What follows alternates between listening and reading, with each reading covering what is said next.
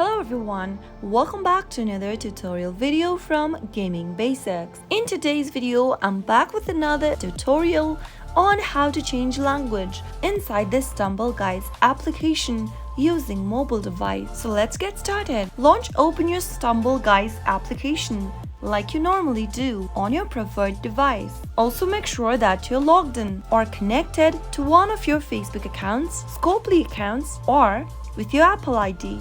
After logging in, tap on the gear icon at the top right hand corner from the main home page. This will then open up your settings interface. From the settings menu, scroll a bit down under game and tap the change option right next to language. By default, you'll be able to see English language selected for the game. If you want to change to any other language, select from the provided list below. Choose the language you want to change to and you will witness the display language change immediately for the application. That is how you can easily change language in Stumble Guys. If you found the video to be helpful, go ahead and give us a thumbs up. Don't forget to subscribe to our channel by hitting the subscribe button. Press the bell icon so that you'll never miss another upcoming upload from us. I'll see you again in the next episode. Goodbye till then.